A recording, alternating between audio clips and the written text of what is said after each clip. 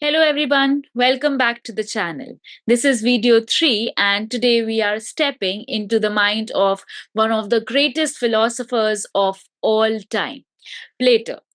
So today we are going to discuss about ideas and his viewpoints.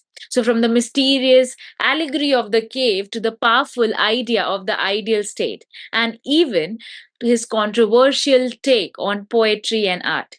Today's session is going to completely change the way you see reality. We are not just studying Plato today. We are decoding him. We are not memorizing, we are understanding him. Okay, so grab your notebooks, stay focused, and get ready because by the end of this video, Plato will actually make sense to you. So, why is Plato important? Plato has a very significant place in English and literary thoughts. Many of his ideas are well known, but there are still some ideas which we need to seek into. So this lecture that we are going to have, it will tell you about the brief idea about his early lives, his biography, his explanation of his major philosophies, a detailed list of all his key theories. Then we will have a discussion of his ideas on history and important concepts. We are going to look at his Socratic dialogue, especially through the Republic, which is Plato's most important work. It's an internal section and has got ideas like allegory of cave, five types of government, concepts of reality versus illusion, views on politics, and other philosophical ideas. We'll also talk about Platonic love, which was later used by many of the writers, including metaphysical writers. So we have already started with Greek critics, with the three great critics are Socrates, Plato, and Aristotle. Socrates, who is the teacher, Plato, who is the student of Socrates, and Aristotle, who is the student of Plato. So Socrates was covered in the previous lecture. Socrates, as I already told you, is the teacher or the guru, and Plato is the disciple or the student. So Socrates is known as the father of philosophy, and he did not write any written work. Okay, he did not leave any written work, and his ideas are preserved by his students through dialogues and conversations, which will be called as Socratic method. So let's talk about Plato's biography. Plato was born in 428 BC. He came from a politically and socially powerful family. He used to wear rings, jewelries, which was a symbol of elite status in that era where he lived. Plato's real name was Aristocles, and the name Plato came because he had a very broad shoulder and a very strong physique. Plato means broad or broad built. So, unlike typical scholars, if we see, Plato was physically strong and very muscular. He took great care of his body and fitness. These details that I'm sharing with you is very important because it is going to connect to the events in his life and his teaching style. Okay, so Plato, he has later became a teacher and of philosophy, and for many years, and his strong physique and personality, it played a great role in his life and his teachings. He was very much interested into wrestling and physical training, and he maintained a strong physique alongside with intellectual pursuit. Okay, so why is Plato important? Because he lies in the center between Socrates, who is his teacher, and Aristotle, who is his student. He is often remembered or discussed due to his views on poetry and philosophical controversies. Plato was important and he was a student of Socrates. And he compiled Socrates' ideas into his works. He wrote around 35 works, presented ideas in the form of Socratic dialogues. And the major debate what we will see are his ideas that Plato's whether Plato's views are his own or is it Socrates' idea that we are seeing. So this will be answered in this lecture. Okay, so let's see. Plato was born around 428 BC, as I already told you, in the ancient Greece. He belonged to the politically and socially powerful family, which indicates that he came from a very wealthy family and from nobility. In that period, such status was often reflected through symbols like rings and jewelries. Okay, Plato's real name was Aristocles, and Plato means broad or broad built, having a very strong physique and a broad chest. Unlike many other scholars, Plato's was very intellectually strong as well as physically well built. Let's see. Plato was the student of Socrates, who was known as the father of philosophy. Since Socrates did not leave behind any written work, it is Plato who preserved and presented his teacher's ideas through his own writings. Okay, Plato wrote around 35 works, most of which are in the form of the Socratic dialogues. In these works, he often presented ideas through conversation, raising an important debate about whether the ideas belong to Socrates or Plato himself. He also founded a famous institution called as Academy, which became one of the earliest centers of higher learning in the world. Here, he taught philosophy and spread his ideas, which later came to be known as Platonism. Okay, now yes. So Plato, he founded a school known as Academy, which is considered one of the earliest institutions of higher learning in history. In this institution, he mainly taught philosophy and the ideas inherited from Socrates. The Academy played a crucial role in spreading philosophical ideas and shaping the future thinkers. Now, Platonism, as I already told you, Platonism means that Plato's teaching and doctrines came to be known as Platonism. He popularized and spread these ideas widely. When ideas they are repeatedly taught and propagated, they get the name after the thinker themselves. So Plato, his name, his doctrines and his teachings were later called as Platonism. Okay, and Platonism, it is the metaphysical view that abstract objects such as numbers, properties, and concept they exist independently of space, time, and human mind. Rooted in Plato's theory of forms that you will see later on, it asserts that physical world is an imperfect reflection of eternal, unchanging realm of the reality. So as of now, you should keep in mind that Plato's whatever he has taught and whatever his teachings and doctrines are, it was later on known as Platonism. Okay. Moving forward, Plato and Aristotle. One of the Plato's most famous student is Aristotle. Plato he rejected poetry and emotion, but on the other hand, Aristotle appreciated poetry and emotions. Okay, so we are going to see the different views and the ideas shared by the student and the teacher. So one of the most famous student of Plato was Aristotle. However, there are significant differences in their views. Plato, he rejected poetry and emotion, considering them misleading and irrational. In contrast, we see that Aristotle, he appreciated poetry and emotions and gave them an important place in literature and philosophy. As a result, Aristotle, he developed the idea that were different from his teacher, making a very major shift in the philosophical ideas, which we will learn later on. Next, we are going to talk about Socratic dialogues. Okay, Socratic dialogues by Plato. So, what is the meaning of a dialogue? A dialogue means a conversation between two people, which involves questioning, logical discussion, reaching truth through a lot of reasoning. So, a dialogue refers to a conversation between two or more people through which ideas are discussed and they are examined. It involves questioning, logical discussion, and reasoning. Okay, instead of directly giving the answer, a dialogue allows participants to explore the ideas step by step, making the learning process deeper and more meaningful. So, the Socratic method associated with Socrates is based on the systematic way of asking questions to stimulate thinking.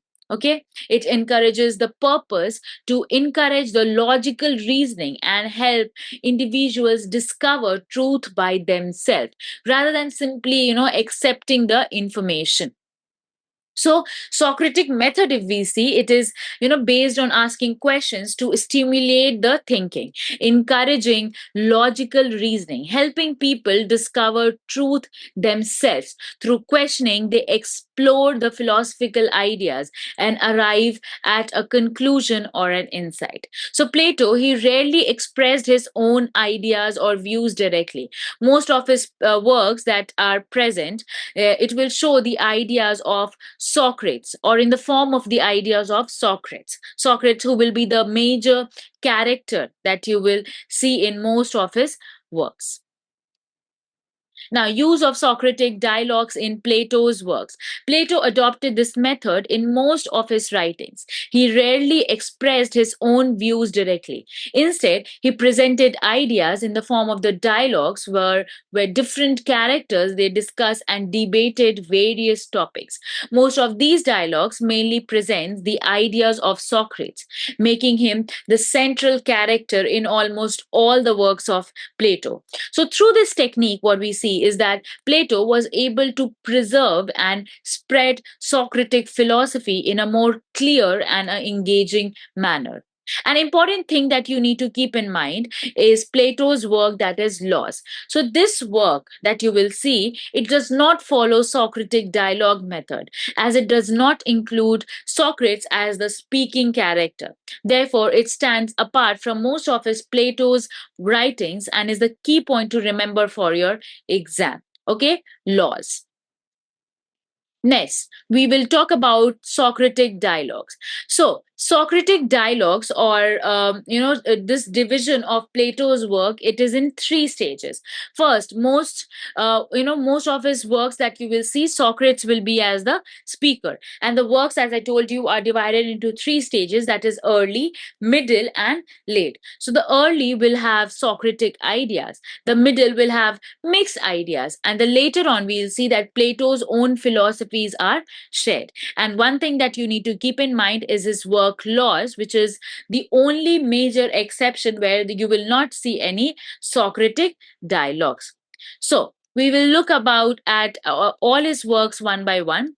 So the early works, it focuses mainly on Socrates. Okay, it is more short and more dramatic, and the important works that you need to keep in mind is Apology, Crito, Euthyphro, Iron, Laches, Lysis, Protagoras, and Charmides. Just see through it and do not, there is no need to learn every word by word. Whichever is important, I have put a star mark over there. Okay, let's talk about his middle dialogues. It is also a mix of Socrates plus Plato's own ideas. Okay, so it is more philosophically depth. And important works that you'll see over here is Gorgias, Meno, Phaedo, Symposium, Republic, which is the most important that you have to keep in mind. Then we have Phaedrus, Cratylus, Timaeus, and Critias. Okay, later on we'll see his late dialogues, which focuses on Plato's own mature philosophy. It is less dramatic and more theoretical. And the important works that we'll see here is Theaetetus, Parmenides, Sophist, Statesman, Philebus, and Laws. Okay, among these, you need to keep in mind these works for which are mostly asked in your exams, that is Apology, Republic, Iron, Gorgias, Symposium, Phaedrus, Crito, and Phaedo. Is that okay? Let's talk about all his works and see briefly what is there in it. For example, Apology. It is a defense speech of Socrates, very important for understanding the Socratic philosophy. Then we have the Republic, which is also very important. It talks about justice, ideal state, philosopher's king, and it includes the allegory of cave. Okay, the allegory of cave. Next up, we have Iron. Okay, iron. It focuses on the criticism of poetry and poets. It questions whether poets have true knowledge or they are, possessed by some divine influence rather than, your reasoning, or rather than having a logic. Plato feels that, these poets, when they are writing something, they are divinely possessed, and that is why they write it so beautifully. Next is Gorgias. Gorgias, it talks about rhetoric versus philosophy. Okay, it deals with the conflict between rhetoric and philosophy. It presents and critiques of sophists, showing that how rhetoric and can sometimes they can mislead people instead of leading them to the truth. Next up, we have Symposium. Symposium, it discusses the concept of love, known as Platonic love. It explains love as something which is very spiritual and intellectual, going beyond mere physical attraction. Next up, we have Phaedrus. Phaedrus, it explores the themes such as love, rhetoric, and soul. It discusses the difference between speech and writing, giving importance to oral communication. Next is Crito. Crito, it deals with the idea of justice and duty. Okay, and also talks about Socrates in prison.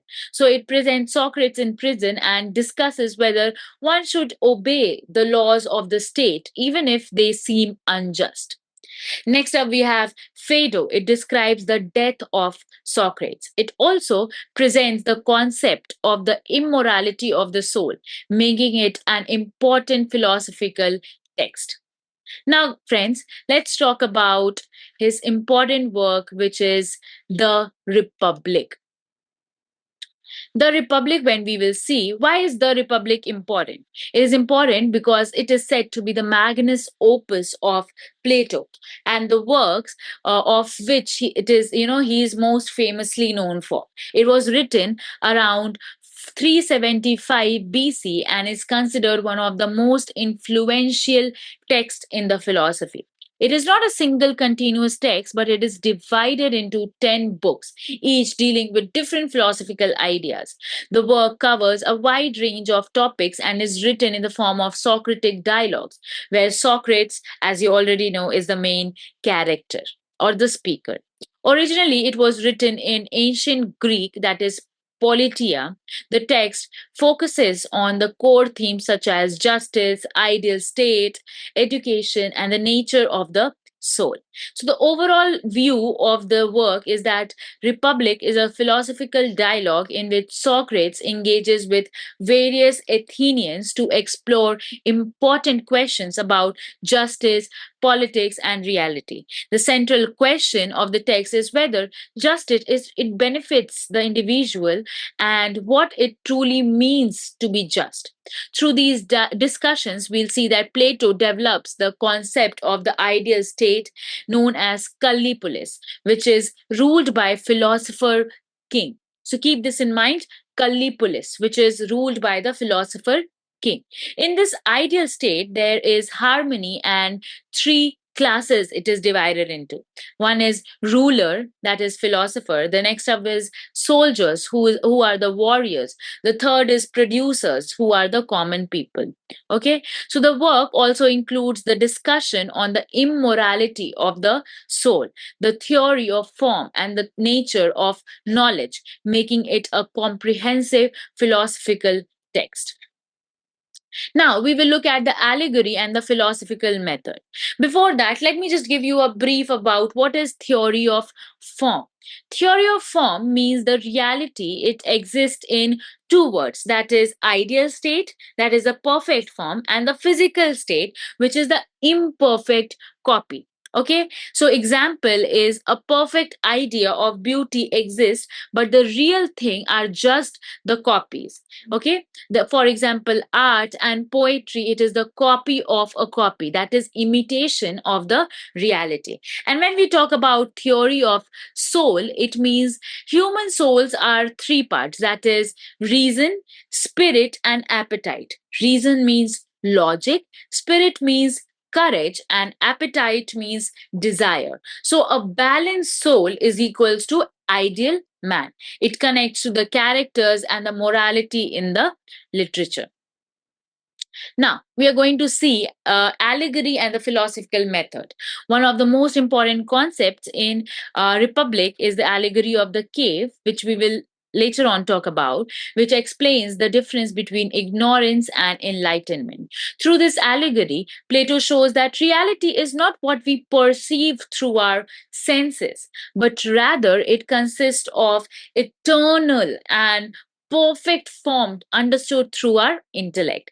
So the entire dialogue that is used as a Socratic method where ideas are examined through questioning and logical argument. So these methods that we see, it helps in exposing the contradiction and the guiding the readers towards more philosophical truth.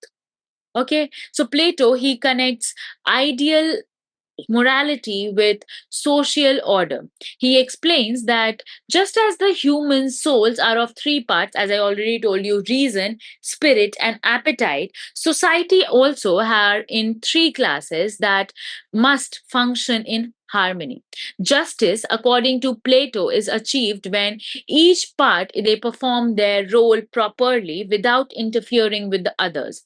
So the idea that leads to the concept of the philosopher king, a ruler who governs with wisdom as well as knowledge. So, this vision of the ideal state has influenced many later thinkers such as Thomas More and Karl Marx, as well as modern political and utopian theories.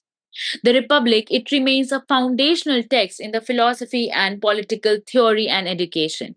It explores the justice, truth, governance, and human nature, has shaped intellectual thought for centuries. Even today, it continues to inspire and discuss about securing its place as a cornerstone in the Western philosophy. Now, in Republic, what we will see as the two central questions. One is, what is justice? And the other one is a just person happier than an unjust person? So, what is justice? This means that this is the main theme of the Republic discussed by Socrates through the dialogues. The work, it explores the meaning and the nature of justice, which is nyai, in both the individual and the state. It tries to answer what it truly means to be just and whether justice is simply following the rules or something deeper and related to more harmony and duty. So through this continuous discussion, justice, it is understood not as a simple definition but as a condition where everything functions in its proper place, both in the soul as well as in the society. Next question is a just person happier than an unjust person? So this is the second important question that examines whether being just, it actually leads to happiness. It compares two types of individual: just, who is an honest person, and unjust, who is a dishonest person. And the dialogue, it discusses why in real life we will see that, or it often happens that a person becomes more successful and powerful and is more happy if he is unjust, if he is dishonest, and if he acts wrongly. Okay, so the same time it questions whether true happiness, it comes from justice, or suggesting that a just person who lives with more integrity and inner harmony is ultimately more fulfilled than the unjust person. Next, we are going to look at the Republic, the characters or the interlocutors that are involved in Republic. Let's see about the major people who, or the major interlocutors who are involved in this. So dialogue, it includes multiple speakers such as Socrates, who is the central character, and he leads to most of the arguments and the discussion. The second character is Glaucon, who is Plato's brother, and he raises important questions about justice and immorality, as well as morality. Next is Polymachus. He discusses the ideas of justice as helping friends and harming the enemies. Next up, we have Phyllis, who represents traditional views of justice, that is, honesty and paying debts. Next is Thrasymachus, who gives an ideal view or a radical view. He says that justice is the advantage of the stronger. Next up, we have Edymantus.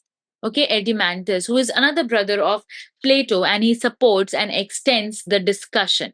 He further adds that arguments, it should be related to justice, morality, and social structure, helping the development of the overall debate. So Adimantus, he supports and extends our argument about justice and society. So just remember, Socrates is the main speaker and others are the supporters of different views of justice. Now, we are going to talk about Republic. So, why Plato was against poetry and art? This is the key focus in this work. Why he wanted to remove poets from the ideal state. So, for this, you must understand first the concept very clearly. We will focus on the ideal state, we will focus on the justice, the theory of form, the allegory of cave, and the view of on poetry. Let's see. We will go through book wise. Okay, in book one, it will deal with the nature of justice. It will explain the importance of justice. In book two, it will focus on the origin of justice. It is a continuation of the discussion of justice. So it will focus on the continuation of what is justice, what are the focuses on justice. And in book 3 and in book 2, you should keep in mind it asks questions that whether does justice come from, where is this justice coming from. In book 3 we will see that it will discuss on education and the ideal form of education system, whether the government is corruption free, whether people are just and responsible, there is harmony and happiness, anything that corrupts human character should be removed. So from this idea arises Plato's controversial views that Plato should be removed from the ideal state because poetry can mislead people and corrupt their minds as well. In book 4 we are going to discuss about justice, about individuality.